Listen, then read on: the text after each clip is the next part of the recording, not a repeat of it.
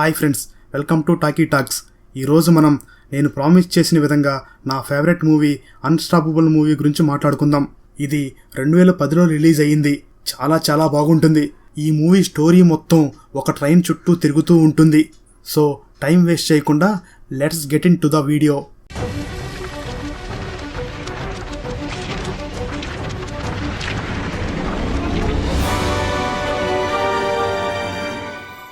Cinema starting మన hero will కారులో కూర్చొని తన కారు మిర్రర్ నుంచి చూస్తూ ఉంటాడు.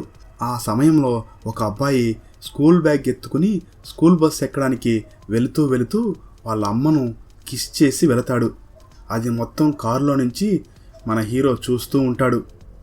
అప్పుడు మన హీరో ఫోన్ తీసి ఆ అబ్బాయిని స్కూల్ బస్ ఎక్కించడానికి వచ్చిన ఆవిడకు కాల్ చేస్తాడు. తను ఆ ఫోన్ను చూసి కూడా కాల్ లిఫ్ట్ చేయకుండా కాల్ని కట్ చేస్తుంది. ఆ తర్వాత విల్ డైరెక్ట్గా తను వర్క్ చేసే రైల్వే స్టేషన్కి వెళ్ళి తను ఆ రోజు ఎవరితో పని చేస్తున్నాడో తెలుసుకుని వెళ్ళి అతన్ని కలుస్తాడు. అతని పేరు ఫ్రాంక్. అతను విల్ కన్నా చాలా సీనియర్. అతనిని కలిసి, సార్, ఈరోజు నేను మీతో డ్యూటీ చేయబోతున్నాను అని చెప్తాడు. ఆ సమయంలో అక్కడ ఫ్రాంక్తో ఉన్న మరొక సీనియర్ విల్ని చూసి, కుర్రాడు అనే ఉద్దేశంతో నాకు డే కేర్లో పనిచేయడం ఇష్టం లేదు అని అంటాడు. దానికి విల్, నాకు కూడా రిటైర్మెంట్ హౌస్లో పనిచేయడం ఇష్టం లేదు అని తనకి రీకౌంటర్ ఇస్తాడు. అప్పుడు ఫ్రాంక్ కలగజేసుకుని, విల్, నేను కాఫీ తాగి వస్తాను, నువ్వు వెళ్ళి ట్రైన్ దగ్గర ఉండు అని అంటాడు. దాంతో విల్ అక్కడి నుంచి వెళ్ళిపోతాడు.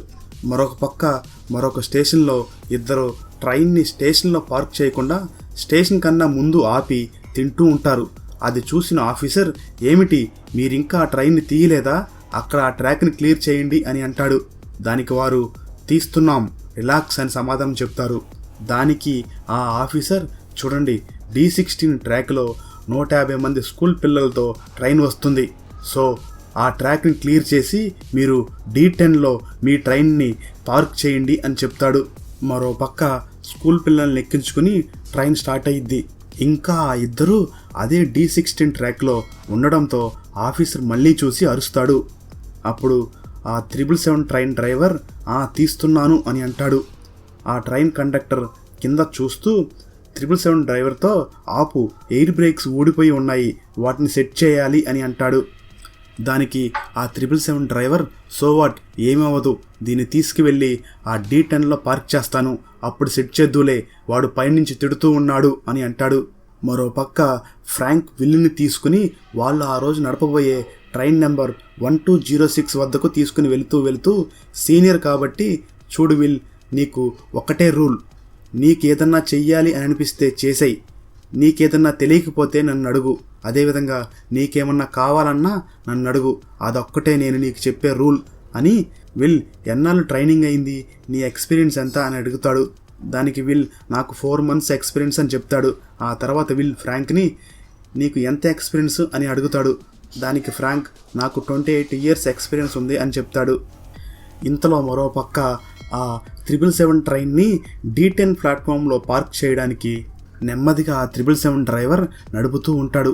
ఆ సమయంలో ఆ 777 ట్రైన్లో ఉన్న డ్రైవర్ కింద ఉన్న తన కండక్టర్తో, ఈ ట్రైన్ పట్టాలు మళ్ళీ D16లోకే ఉన్నాయి, వాటిని D10లోకి మార్చాలి అని అంటాడు.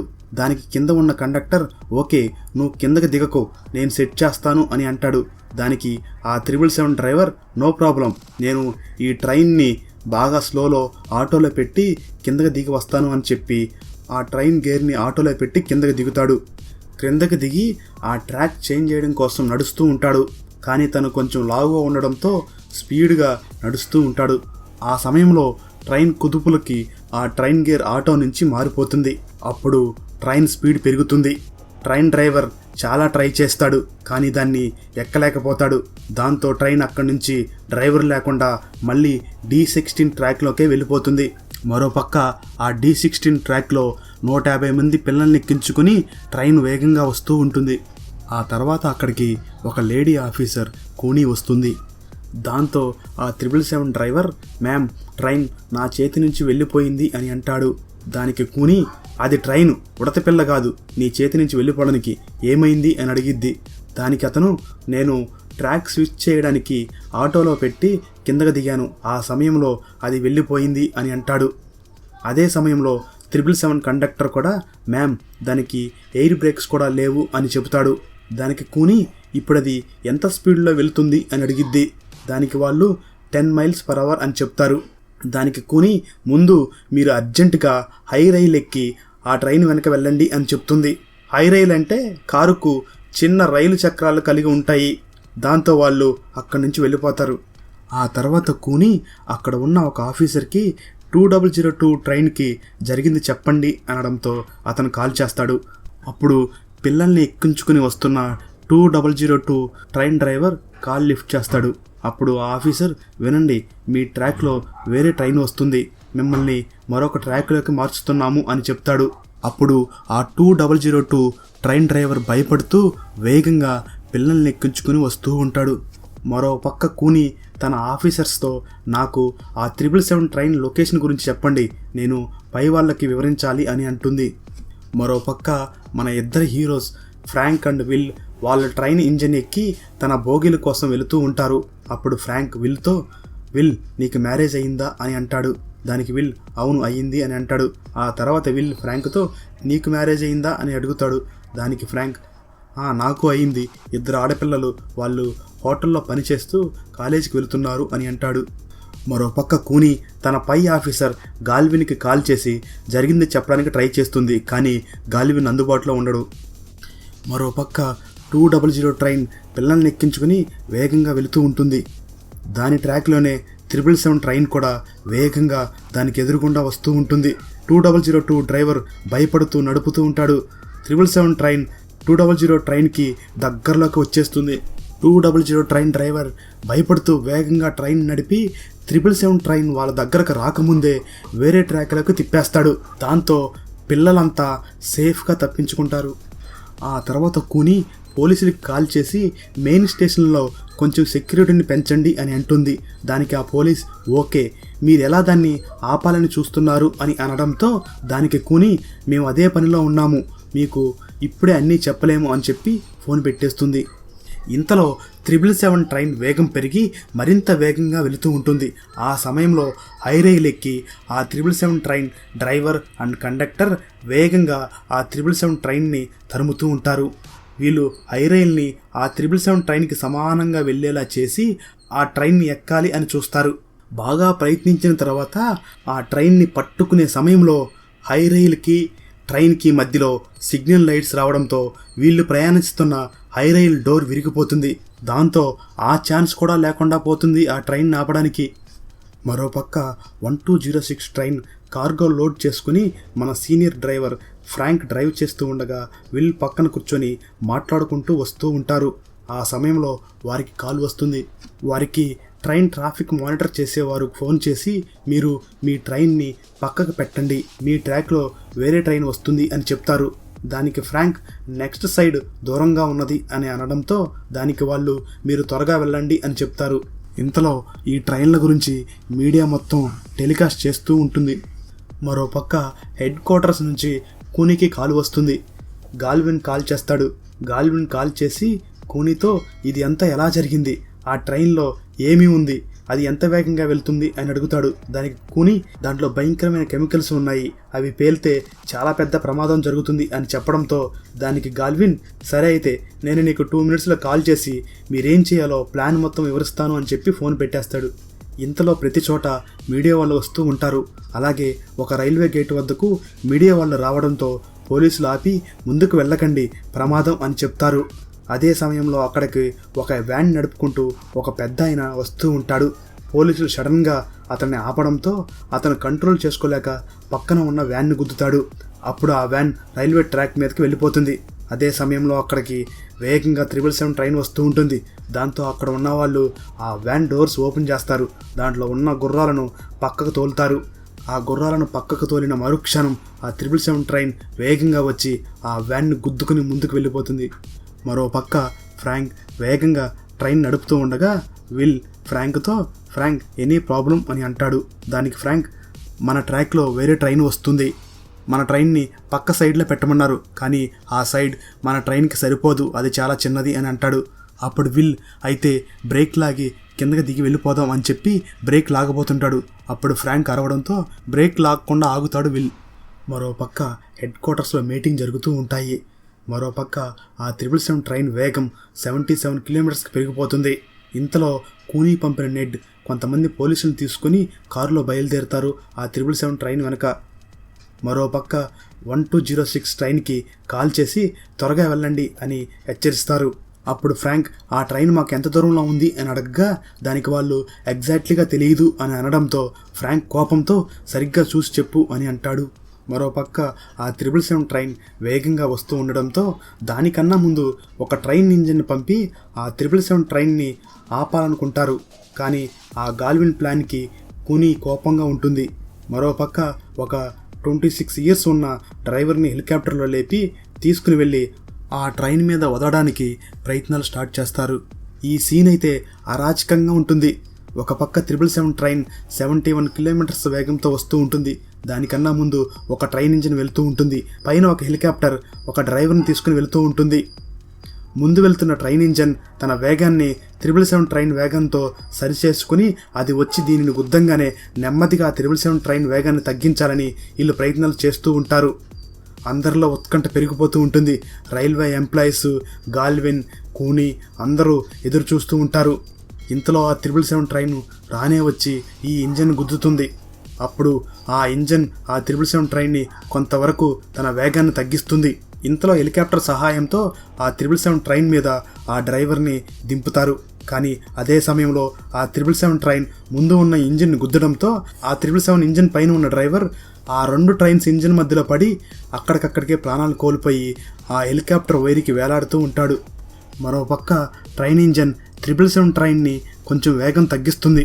అదే సమయంలో ట్రైన్ ఇంజిన్ ట్రాక్ మారడంతో 777 ట్రైన్ ఇంజిన్ని గుద్ది తను స్ట్రైట్గా వెళ్ళిపోతుంది. ఆ 777 ట్రైన్ గుద్దడంతో ఆ ఇంజన్ పట్టాలు తప్పి అక్కడే పడిపోతుంది. దాంతో అది అక్కడికక్కడే పేలిపోతుంది.